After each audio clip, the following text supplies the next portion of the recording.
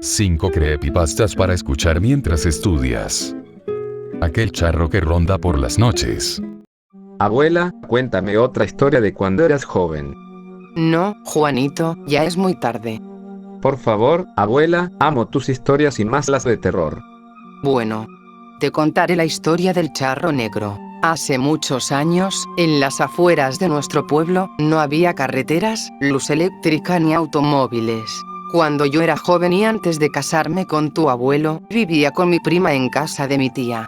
Teníamos diferentes labores: alimentar a los animales, limpiar la casa, preparar las tortillas y traer agua del pozo. Esta en particular era la que menos nos agradaba. El pozo estaba muy retirado de la casa, siempre tratábamos de que esa fuera nuestra primer labor del día, no nos gustaba acercarnos de noche y es que, algunos años atrás, 3 muchachas desaparecieron misteriosamente y una de ellas fue mi prima. Antes de morir, mi abuelo me platicó que en el pueblo vivía un señor llamado Don Julio. Era un charro de profesión, muy hábil en su caballo. También tenía mucho dinero y vivía feliz con su esposa. Sin embargo, en el pueblo se escucharon rumores de que Don Julio tenía por amante a otra mujer, y para las leyes de Dios y de los hombres, eso era un pecado. Don Julio era muy diestro en su caballo, era muy diestro con las mujeres, pero no lo era con las armas. Fue asesinado por aquel furioso esposo y a su entierro mucha gente asistió. Mi abuelo me contó que lo vistieron con un elegante traje de charro, de un color negro como la noche. Muchas mujeres lloraron su pérdida. Muchas otras no. Cualquiera pensaría que Don Julio quedaría en el pasado tras la desaparición de su esposa. Para su mala fortuna, ellos no tuvieron hijos. ¿Qué le pasó a su esposa, abuela? Nadie lo sabe con certeza, pero muchos creen que el hombre que mató a Don Julio la asesinó. ¿Por qué? Cosas horribles pasaron después de que ella murió. El hombre que dio muerte a Don Julio se llamaba Don Rodrigo. Él fue el primero en notar todas las cosas extrañas que sucedían. 3 días después de la desaparición de Doña Socorro, la mujer de Don Julio, su caballo, ese hermoso y gran caballo negro que Don Julio montaba con tanto orgullo, desapareció. Por la madrugada, a partir de las 4 de la mañana, hora en la que muchos hombres y mujeres ya estaban despiertos, se escuchaba el trotar de un caballo, la gente se inquietaba mucho, y es que en los pueblos abunda la superstición. Los que lograban oír los ruidos, miraban en todas direcciones y no veían nada.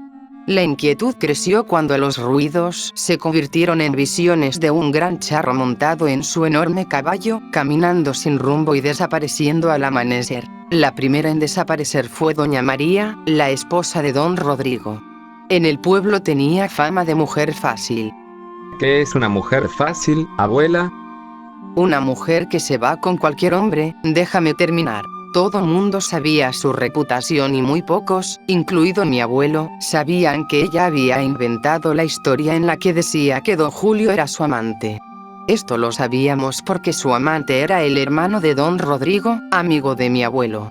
Se lo confesó pocos días después de que Doña María desapareciera, temiendo ser la próxima víctima, pero, aunque muchos no soportaban a María, nadie deseaba su desaparición o su muerte. Lo único que supimos fue que un anciano que se despertaba muy temprano por las madrugadas la vio por última vez, subiendo con un hombre, que no era su esposo, a su caballo. Don Simón, el anciano, contó esto y toda la gente especuló que ella había abandonado a su esposa. Sin embargo, los más supersticiosos no dejaron de decir que era obra del charro negro que se aparecía en las madrugadas. Sin duda, sembraron dudas en la población, dudas que se convirtieron en miedo cuando la hija de Don Rodrigo, Anita, desapareció de igual forma que su madre. A los pocos días, Don Rodrigo se suicidó y no se escuchó más del charro negro por años. Regresando a la historia del pozo, en la víspera de la muerte de Don Julio, todos oímos por las madrugadas aquel sonido de los cascos de un caballo que caminaba alrededor de las casas de aquellos que tenían hijas de 15 años en adelante. Los sucesos de años atrás habían dejado una huella en la población y no se nos permitía salir por las noches. Sin embargo, en el pueblo había 2 muchachitas que eran muy rebeldes para la época. Salían con hombres mayores y bebían alcohol a su corta edad. Los padres, personas ambiciosas, miraban a otro lado, ya que ellas cada noche traían dinero a casa. Si agregas a eso que su familia no era creyente de las leyendas del pueblo por no ser de ahí, tienes la combinación perfecta para una tragedia, y es que una noche, ambas niñas caminaban de regreso a casa, ya en la madrugada. Esto lo sé por lo que contaba la gente y porque tu abuelo lo vio todo. Él en ese entonces ya tenía 20 años y trabajaba desde muy temprano en casa de su papá, fabricando lanchas. Fue cuando escuchó los gritos. Corrió a ver qué sucedía y al mirar solo distinguió un caballo y su jinete que se alejaban a toda velocidad. En el suelo estaba una de las niñas, quien, casi muda de la impresión y muy pálida, solo balbuceaba. El diablo se la llevó. Tu abuelo llamó a los padres de las niñas. Ella pasó mucho tiempo sin decir una palabra. Fue hasta un mes después que se quitó la vida y dejó solo una nota que decía: Mamá, papá, lo siento. No puedo más, no dejo de tener pesadillas de ese horrible charro negro, su diabólica cara se me aparece todas las noches y me llama, ya no puedo vivir así. A la mañana siguiente, la niña fue encontrada colgada en su habitación. De alguna manera la nota se hizo pública y el horror llenó el pueblo. Nadie podía salir de casa después de la puesta del sol, pero mi prima no hizo caso. Una noche, en la cual debía ya haber traído agua del pozo desde en la mañana, se le hizo fácil salir a buscarla. Había perdido todo el día platicando con José, su pretendiente, y no había agua en la casa. Era bien sabido que su padre, mi tío, era muy estricto y que la reprendería, fue por eso que decidió salir justo en la puesta del sol, antes que su padre llegara. Cuando noté su ausencia y la ausencia del agua, supe lo que sucedía y corrí tras ella. Ya era de noche cuando llegué al pozo, pero mi prima no estaba, solo encontré la cubeta que ella llevaba en sus manos. Estaba en el suelo, tirada como cualquier cosa. Entonces lo escuché, el galopar del caballo detrás de mí. Miré y vi a aquel que todos llamaban charro negro. Estaba muy oscuro y no pude ni quise ver su cara, ya que cuando la luz de la luna lo iluminó yo cerré los ojos. Él me hablaba y me llamaba pero yo no respondía, estaba paralizada, esperando a que se fuera, pero eso no se compara con el horror que sentí al escuchar la voz de mi prima, la cual estaba ya arriba del caballo. Entonces los vi.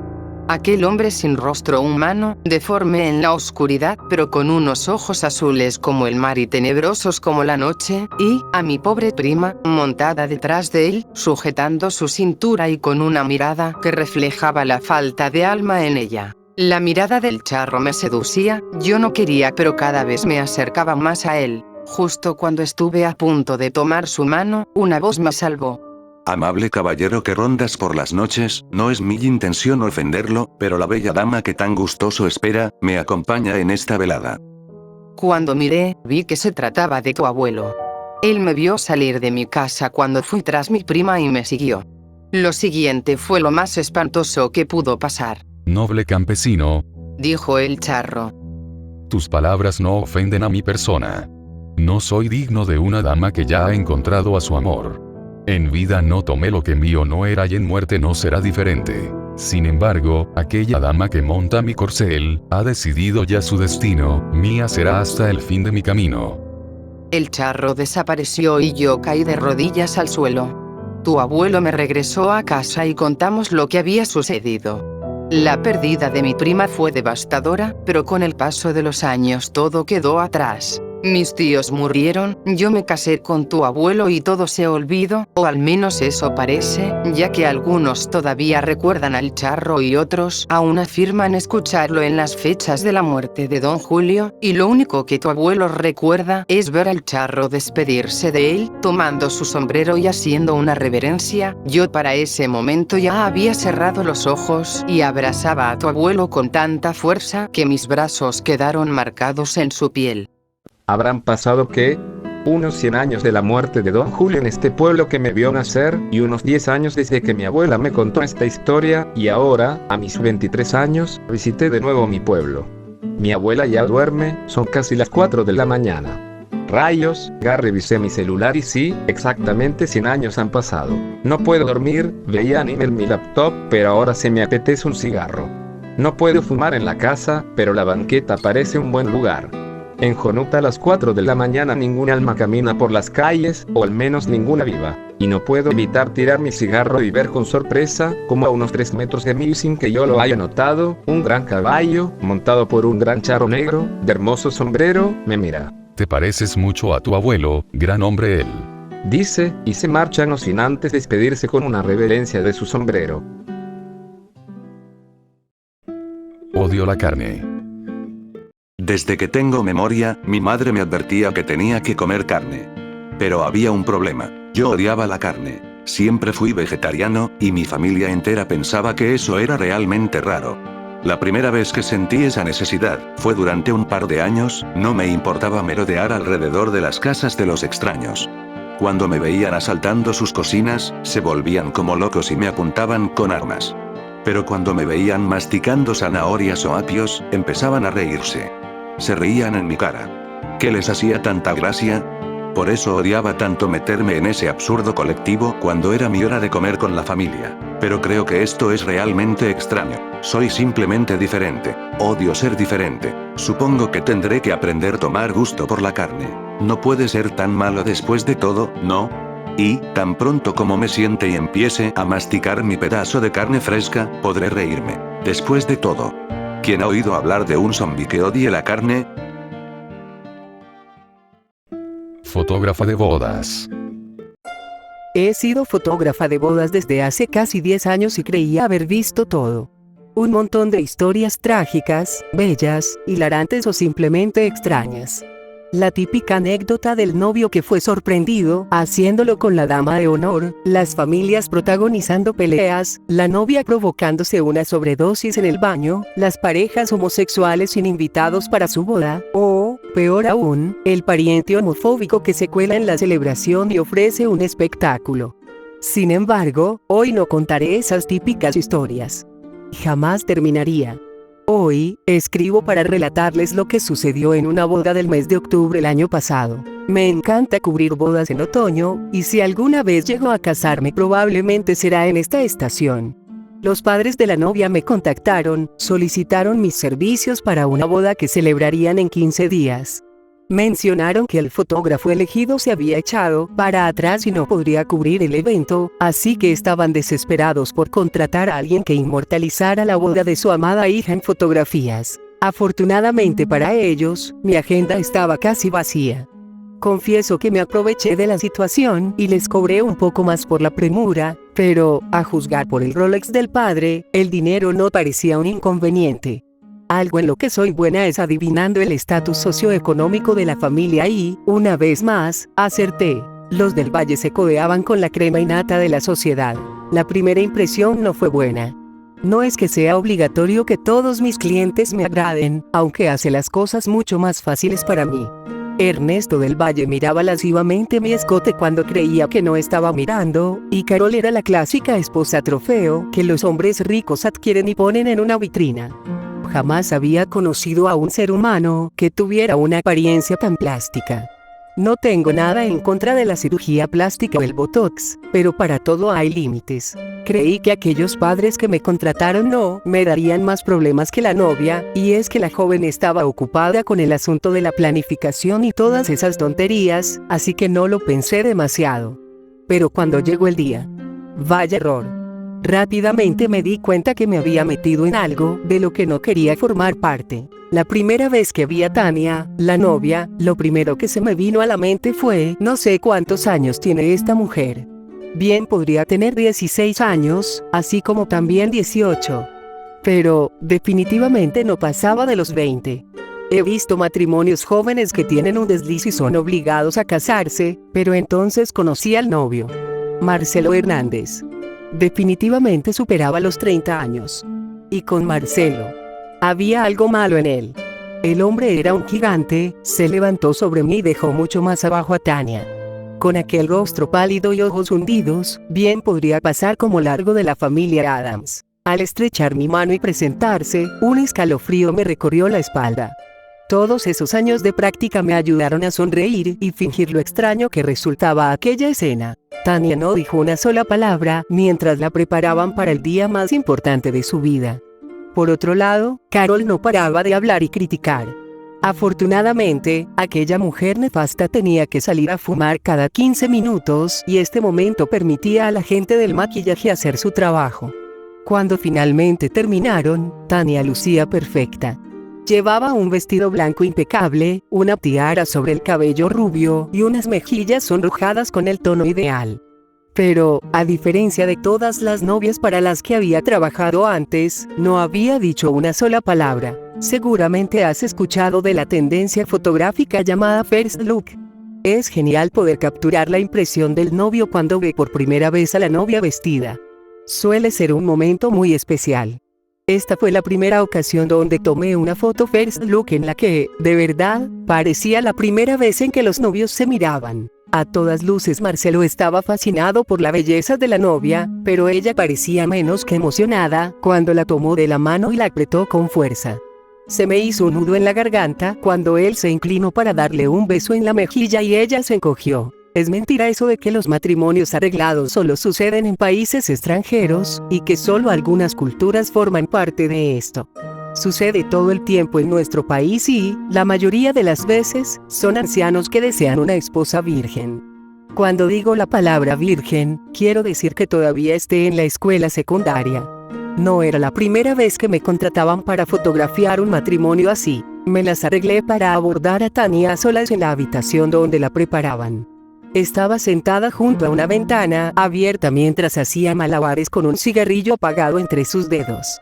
¿Necesitas fuego?, le pregunté al entrar. No, muchas gracias.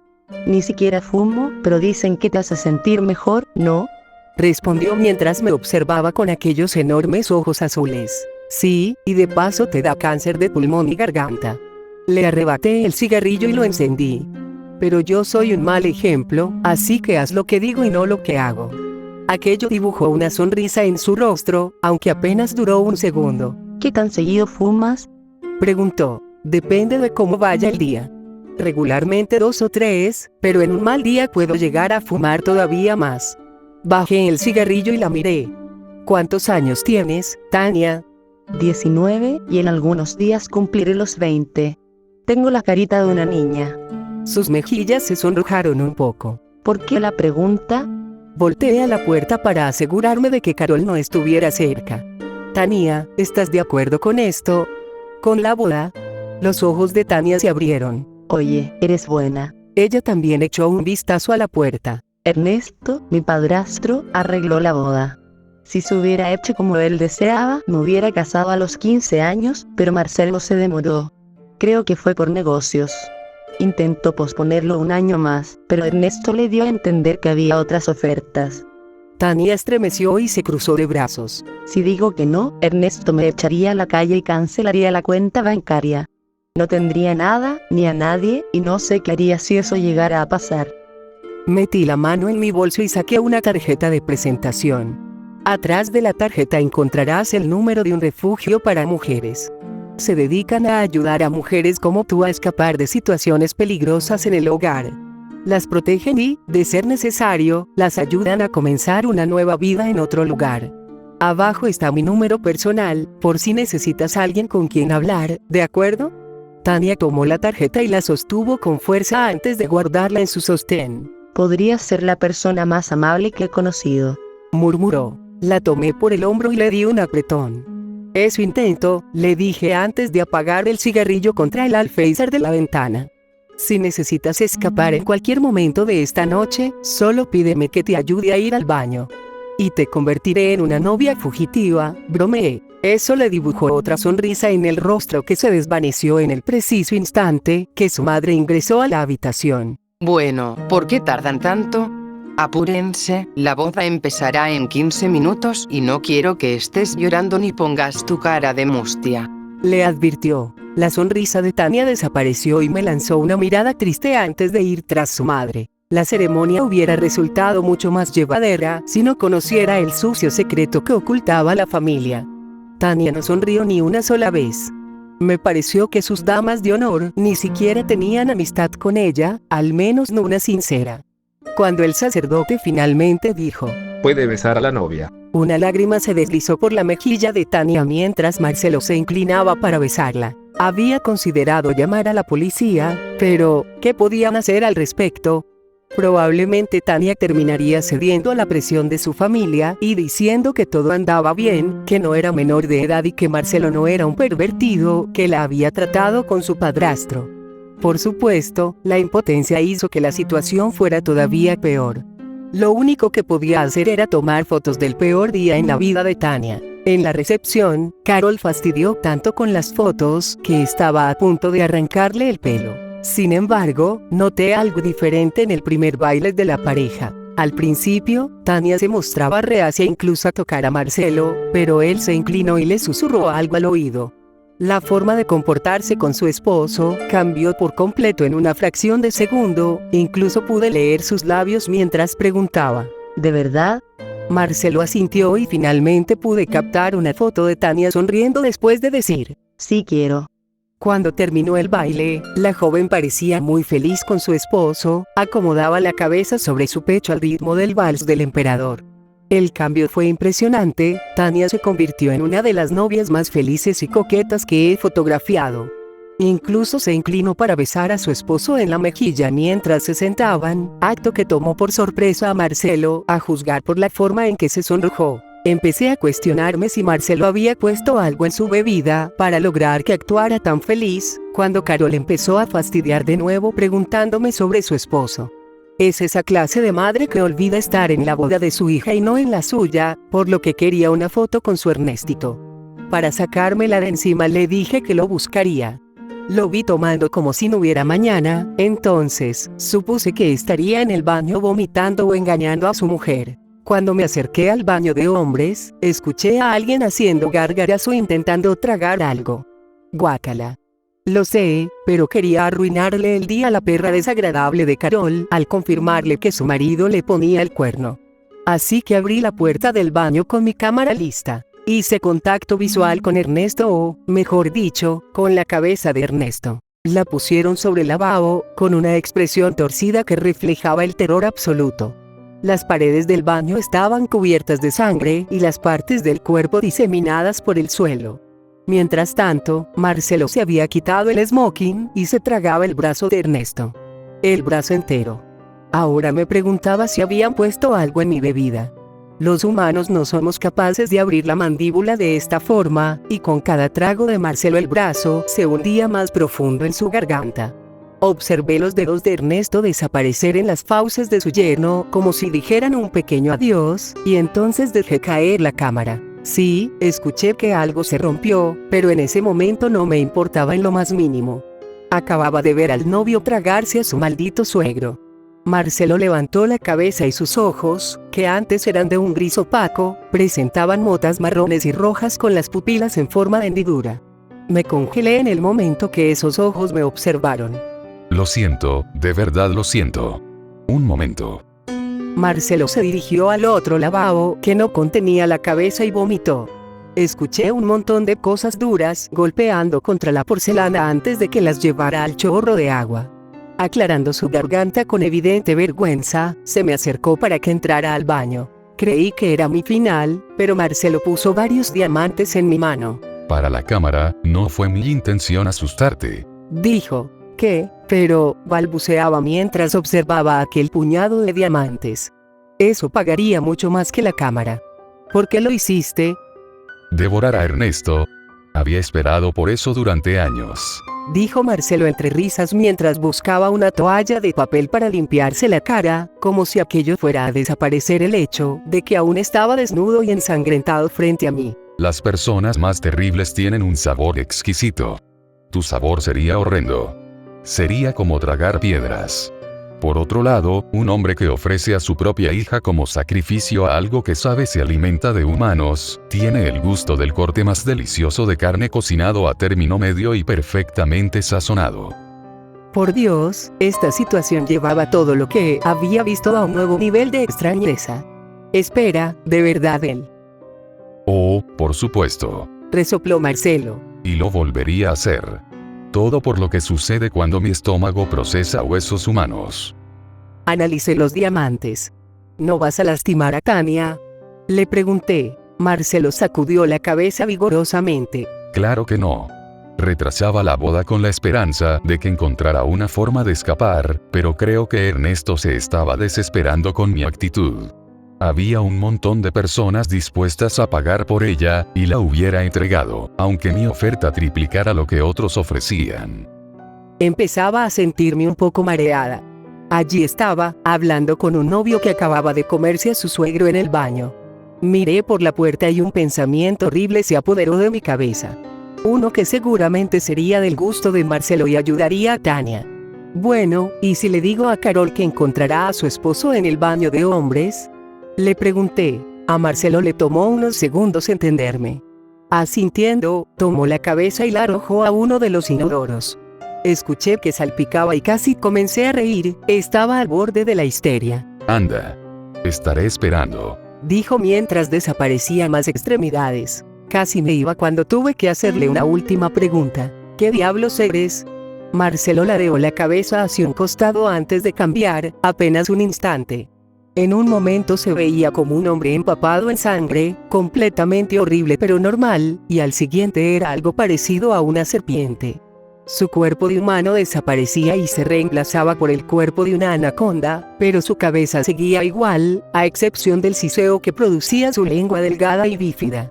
Luego volvía a la normalidad. Me respondió encogiéndose de hombros. Curiosamente, esperaba que tú me lo dijeras. No tengo idea. Salí del baño y casi de inmediato me topé a Carol en el corredor. Y bueno, ¿dónde está Ernestito? Espetó la desagradable mujer. Apunté con el dedo en dirección al baño. Creo que no se siente bien, le dije antes de que la perra se fuera y casi me dejara con la palabra en la boca. Observé lo suficiente como para asegurarme de que abriera la puerta. Uno cola escamada salió disparada, la tomó por el brazo y la arrastró al baño antes que yo regresara a la boda. El problema parecía resuelto aquella noche. Marcelo regresó y el baño fue cerrado pues, aparentemente, alguien muy enfermo había hecho un desastre. Tania dejó de comportarse de cierta manera, para complacer a su madre y creo que la pasó bien. Usé la cámara de respaldo para asegurarme de capturar todas sus sonrisas. Carol y Ernesto se desvanecieron, nunca fueron vistos o escuchados de nuevo. Y aquellos diamantes compraron una hermosa cámara nueva. Como mencioné al principio, ha pasado un año de estos acontecimientos. Nunca me olvidé de esa boda, pero lo que me llevó a compartir la historia fue que recibí una solicitud de amistad de Tania en Facebook. No suelo aceptar solicitudes de amistad de mis clientes anteriores, pero esta vez hice una excepción. Le va mucho mejor, asiste a la universidad, esculpe y pinta. También es voluntaria en el refugio para mujeres, que le recomendé cuando nos conocimos, y todos los viernes por la noche organiza reuniones grupales en una galería local, para exhibir los productos de Marcelo. Ahora tiene amigos que realmente parecen sus amigos. En su foto más reciente aparece ella y Marcelo, sonriendo. Tania sostiene la imagen de un ultrasonido. ¿Edad suficiente para qué?